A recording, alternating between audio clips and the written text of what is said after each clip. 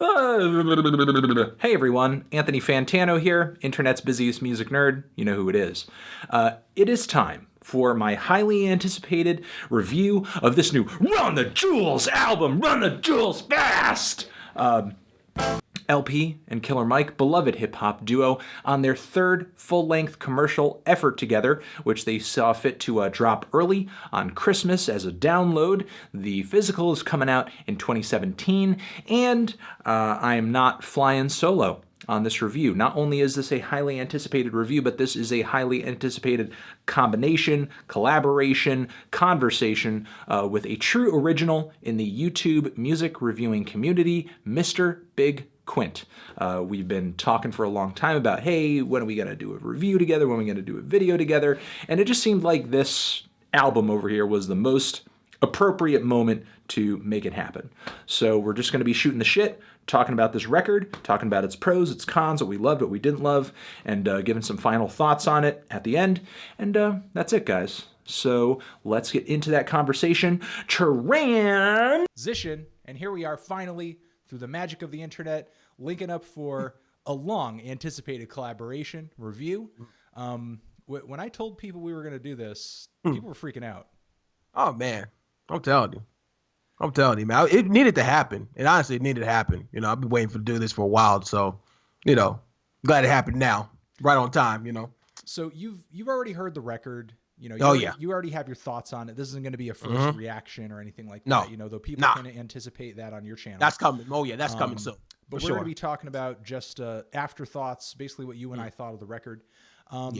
Give me your general opinions. What did you think about this album? How did this album hit you? What were you anticipating from this record, and did it deliver? Well, first of all, listening to the last two Run the Jewels albums, I'm expecting a certain sound, a certain energy, of course. Yeah. And I got to tell you, Anthony, this might be my favorite one. I shit you not. Favorite of the three. Out of the three, yes. Like just that energy is still there, man. It is just such a, it's a treat, man. It's crazy to see, you know, LP and Killer Mike and their, you know, their chemistry throughout this thing, man. It's basically they found that groove now, you know, and it's just like it's everything that I expected it to be and just a little bit more. And it just like the messages came right on time, you know. Just with the social commentary, the political aspect of it as well as what they were talking about was just really well done on their part, on both Killer Mike and LP's part, and just the production is just fucking sane. It's crazy. As far as political commentary, this is definitely the project of the three that is laced the most with that. Oh yeah, for sure. Don't Get Captured to Thebes to 2100, and then kind of a little bit on Everybody Stay Calm and Oh Mama, and circling back to that in a really big way on the closing track too. Yeah, with what's the name, Kill Your Master. Yeah, that's revolutionary shit there, man. I was unreal. Yeah, they were really trying to push that revolutionary angle on a lot of these lyrics here for sure. For sure. You know, meanwhile, that's really a lot of the second half of the record. For the first half of the record, it's really just kind of like Run the Jewels as usual. Yeah, exactly. Exactly. They were just, you know, kicking their raps, man. It was funny, you know, witty. Killer Mike and LP just doing what they do best, man. It seems it's just killing the game, man. Killing the game. Had me cracking up, and just with of course, the production with LP and his group, man. It's crazy. It's a crazy mix, you know. And they have that, you know, that sound, you know, that signature sound. It's not like some regular like trap shit. It's definitely a Run the Jewels type of sound that I'm used to at this point. Yeah, it's bassy, it's heavy, it's very synthetic. It's definitely got that banger quality to it, but it's not like just anybody else's bangers that are out there today. You know, it definitely has its own sound, it has its own groove, it has its own vibe. Yep.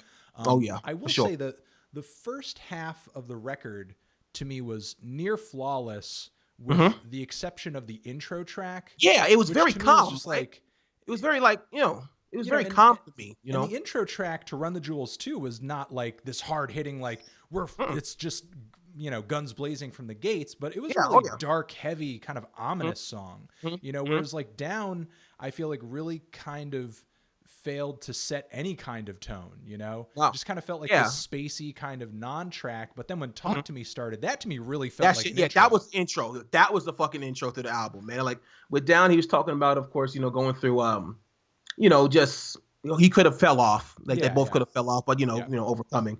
And I guess it's kind of like I don't know, a prelude to what's gonna come, I guess. I don't know if you can even call it that, but it's basically a very calm moment and probably the only calm moment on the album.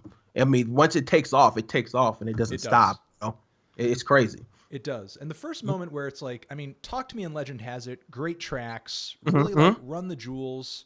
Oh yeah. Playing to their strengths at this point. Hell I mean, it's not really for the first half of this record, nothing too experimental or adventurous. They're just kind of giving you what they do best. But then when Call Tickerton comes in, that's a really weird beat for them, don't you think? It's right. Kind of busy. Yeah, it's really nutty. There's like a lot going on. Yeah, it kind of reminded me of like some Timberland type shit, like Missy Elliott type shit, as far as just how the arpeggiations were going and stuff. It had that energy to it. I actually would love to see that like live, honestly. That would be kind of nuts. But yeah, it's just like this weird like switch up, and I loved it. I love that, that track. Yeah, it definitely added like some good diversity to the first part of the record. Then we had Hey Kids with Danny Brown, which was a quality banger. Man. That opening line, which I put up on my Twitter page, which was really sick, where he said he's a word architect and he arcs the tech and then he parts your neck. Oh yeah. Like, I thought it was like a good like triplet of like internal rhymes in one bar. That was sick as fuck. For sure. It was. Indeed, man. They did a damn good job on that one, man. Like this, that little, that sample in the beginning kind of summed up how I felt. That, oh my God, this is crazy. Yeah. That's if I felt the shit out of that, man. Because I was thinking, oh my God, is this ever going to stop? And it doesn't, of course. No, it definitely my shit. I lost my shit, man. Well, I mean, shortly after you feel that way, that's when like the album sort of falls into that kind of lull and gets kind of serious and starts toning things down a lot. I mean, Stay Gold is a decent track. I mean, there are some cuts on here, and that is one of them where it just kind of feels like, while you are playing to your strengths, it is a little deja vu in a way. For sure. For sure. But absolutely, once Don't Get Captured comes in, like the tone really changes. Like it's not just that they get political. It's that the beats get way more spacey and kind of dark too. Yeah, and serious. Yeah. What did you think about them sort of going down that road in general? Do you think they did it as well as they could have done it, taking a more moody angle with their songs? Absolutely. Despite the fact that Run the Jewels is like typically this aggressive yeah, duo, true. You know? I think they did a good job at painting a picture, especially with LP's verse on that track, when it's like, it seems like he's kind of taking like, in the perspective of a police officer that's, that's kind of, crooked in a way, I guess you could say. That was really like, it was kind of disturbing, but it works, as far as what type of picture they were trying to, paint. They keep going like throughout, with that one, and then Thieves, and then 2100, they kind of, hold that kind of like, it's like, it feels like a dire situation. And that's what I think what they're trying to, paint. It's a really fucked up situation, that's going on. And lyrically, I really liked those tracks, especially with what they were doing on Thieves, because Thieves was a track that to me was probably the most well thought out in terms of the concept of the lyrics. With that, paint this picture of how the news media portrays people who are sort of rioting in response to and this police brutality that they're rapping about in their songs. But like, I'm not sure if like LP's production really lent itself to this more easygoing, moody, spacey style. Especially with like the bass lines kind of being, I don't know, a little uninspired, just like kind of ascending, descending, just a couple of notes, and it's like, it's like you guys are still trying to put together something boomy and loud, but also like true. Trying to be moody at the same time. And it's like, I feel like they could have like, I don't know. I think they kind of workshopped it a little bit more, because I think the song Thursday in the Danger Room with Kamasi Washington's horns worked in on that track. That was definitely a great example of them going in that direction. I also think Everybody Stay Calm was a great example of them going in that direction, where it was a little moodier, a little spacier. And 2100 too, who I love hearing Boots on that track again. His vocals, do add a ton of melody to that track. Whenever he does collaborate with them, I was kind of surprised to see, they're going back to Boots again, for a new project. But like, once I heard the song, I was like, it makes sense. They work together well. Yeah, for sure. I think that, what the strongest aspect of those tracks is basically the narrative and what they're trying to push.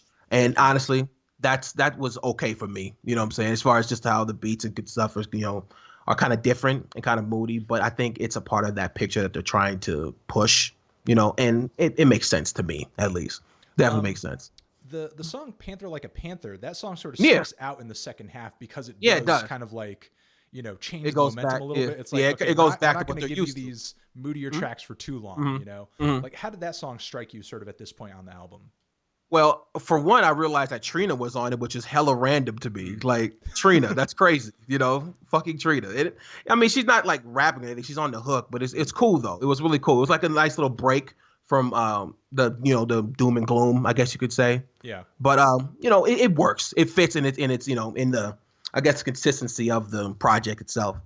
Mm.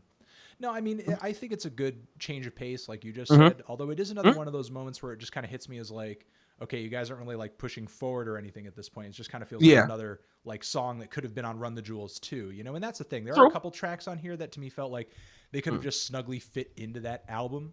Mm-hmm. Especially Kill Your Masters with the Zach De La Roca feature. Yeah. Although Yeah, that is man. probably the one moment on the record where the lyrics get the most revolutionary on the Yeah. entire No record. shit. Like Oh, really God, yeah. aggressive. And Yeah. I don't know. It's like a report to the shareholders was probably another moment where I didn't care for the production as much. Right. And Right. the weird kind of switch up from one beat to another, because it is kind of like a 2-part track, Yeah. was really interesting to me. Sort of like in the way that Down didn't feel like the most necessary intro. Like that Right. to me didn't really fit as the most necessary outro. It almost felt like the beautiful horns and kind of the finality of Thursday in the Danger Room also like felt like a closer to me. True. It was also like Talk to Me was the opener and Thursday was the closer. And I wouldn't get rid of Kill Your Masters. I think it's a great moment absolutely on the record. not. But Yeah. I think it could have fit like in the first half easy and could have actually brought that revolutionary vibe throughout the whole record. That's probably an option. I actually kind of like the placement of what's the Kill Your Master. But if anything, I would have probably have cut it into a certain like an actual separate track itself, Sure. and not have it be after shareholder. I If agree. if anything. But honestly, it fits. I think best probably in the second half, just to end on that kind of that high note, really. Yeah. So I like that aspect. Yeah, definitely. I mean, because I have to kind of at least be a little critical of the record. I mean, those are kind sure. of the issues with the record, but Oh, yeah. I mean, all those issues, I feel like I am being at least a little nitpicky because I mean, everything that's been good about Run the Jewels up until this point pretty much carries over onto this record. Oh, yeah, man. Like you Oh, were yeah. saying, the chemistry between LP and Killer Mike, which to me really kind of reached its apex on Run the Jewels too. It's just as good here. On the first record, it kind of felt like they were still getting used to each other, but on the second one, it was just like flames. And on this one, I felt like they really kind of tried to show how dynamic they could be. Like, sure, they could still like drop another Run the Jewels 2, a collection of aggressive tracks that would just hit hard. But given, there were a few moments on the last record where it seemed like they were trying to make some political points, and those songs did do pretty well. Like, especially with that incredible music video they did with that song with Zach De La Roca, with sort of that black and white film of the police officer and the guy sort of, in this endless battle. It's like they really tried to go down that political route further, which, is sort of in a way could be very natural because of sort of how political Killer Mike is on his own. For sure. You know what I mean? So like, going down that road wouldn't be weird for them at all. No, not at all. So again, it seems like they're trying to show how dynamic they can be on here.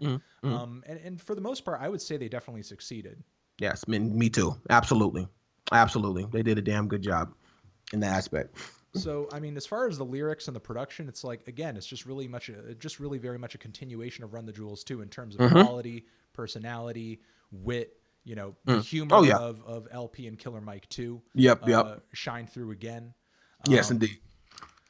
What was that one line that LP said about like kids roasting s'mores over like the crotches of his enemies or something? Yeah. It was, like, hilarious. Yes, he had a bunch of them actually, man. He was on Stay Gold. Yeah, one that stuck out to me a lot. With he said it was like piss on power, golden shower. It's some crazy shit, man. And he just kept going on this scheme of just gold, which was just kind of tight to me. Really cool. Yeah, that's one thing he does awesome. He like grabs a concept or grabs an idea at the beginning of a verse, and he just sort of like it's like a gauntlet of references to that. I'm telling you, man. Yeah, that one thing. It's so cool. Like he's really excellent at that. I'm telling you, man. I'm telling you. So I mean, outside of that, so again, what this is like the best of the three records in your opinion. Mhm. Yes, indeed. So what sort of inches this album beyond Run the Jewels 2, in your opinion? Is it that Well, variety? Is it that mm, political sort of charged I think it's the element? variety and the like the political charge. Like I'm saying, like they're pushing up towards this narrative that needs to be talked about, Hmm. you know. And I think that they did a good job at doing it. I kind of had a feeling that Killer Mike was going to go this route because he's been in the news lately, and I just felt that their chemistry and their two different points of view kind of it kind of shines through on this album on shedding light onto the situation with politics and the government and what's in the situation that are going on today, just with police brutality and the police shootings and the riots and what have you. So I think they did a good job at actually pushing forth that narrative, in a way where it doesn't really come off as preachy, but just kind of just showing people what's going on and talking about it. Yeah, it doesn't really come off as too preachy. And I Hmm. would say that Thieves is probably the one track where it seems like the flows come off really clunky, especially with how you Hmm. have one Hmm. line come out and then there's like a line being said in the background, sort of in that Yeah, sort of yeah, talk yeah, box kind of quality. And it seemed yeah. like they just had a lot to say on Hmm. that song, like, and it's like a really intense thing to try to talk about and also Yeah, I'm put telling into a you. track that explains it well. Right. So it's like there are obviously moments on here where that challenge I think got the best of them a little bit, but Yeah. still like songs like 2100 and Hmm. Everybody Stay Calm and Kill Your Masters still come off Hmm. like really fluidly, really Right. naturally. They don't come off Hmm. preachy, Hmm. and just sound like just as good and as quality and as hard hitting and as instantaneous as any Run the Jewels track that we've enjoyed so far. For sure. For sure. Definitely. So What I I mean, like. Oh, go ahead. oh go no, what were you gonna say? I was going to talk about. I like the fact that what's the name? Killer Mike on 2100 when he was talking about all the situations, even though he's painting a really downward spiral of chaos. Really, he's basically saying you still got to keep hope alive, basically type of deal. Because if in fact you lose hope, then I guess evil takes over and you lose. And so No, which that's is true. basically which is it's just those like little simple things that are in this are in these tracks. It kind of it kind of hits home with me. You know what I mean? Hmm. So tell me what your final thoughts are on this record. Like you would Mm. in your reaction, because obviously you're Yeah. saving it for this video as we talked For about. sure. Yeah, man. So my final verdict is simple, man. The beats are there. Hmm. The lyrics are there. Killer Mike LP got this crazy chemistry. Okay. I love the political aspect of this album. I love the fact that they are pushing forth their own narrative as well. And some of these tracks with what's that? Was it Thursday in the Danger Room? Hmm. That was some deep stuff, man. Talking about losing a friend, rather to violence, or also losing a friend because of illnesses. From LP's perspective, I really love the fact that they're pushing out their own little stories there too, and teaching people or showing people how they would cope with the situation. Also forgiving people that may have killed their loved ones. I love the fact that they're very dynamic in this one as well. So I'd say very simple enough. If you've actually if you listen to Run the Jewels 1 and 2, and you love those, then I guarantee you're going to love this one. So I say the people who have listened to Run the Jewels 1 and Run the Jewels 2, go ahead, cop this album for sure. For those who haven't listened to Run the Jewels, go ahead, listen to Run the Jewels 1 and Run the Jewels 2. See how you like those, and then definitely go ahead and check out Run the Jewels 3. And for those who may not like LP and Killer Mike for whatever reason that may be, I still say go ahead and give this a listen for sure. Definitely give this a listen. There's some tracks on here that you may like. Definitely. Okay, for me, this is to me just as quality as Run the Jewels 2, but just don't go into this album expecting a similar experience. Mhm. This is a more mature album. This is a more thoughtful album. At points, this is a more contemplative album. It's a more cerebral record. Again, it's not just that relentless, high octane, hard hitting, explosion happening in the background as LP and Killer Mike are flying in slow motion forward at you, sort of experience that Run the Jewels 2 is.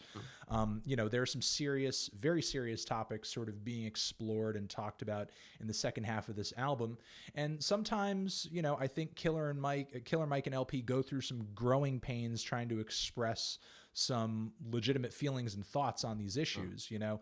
And even if I think these songs occasionally do falter in a musical way or a structural way, the lyrics are there, the narratives are there, the performances, you know, the emotional performances and everything are definitely there.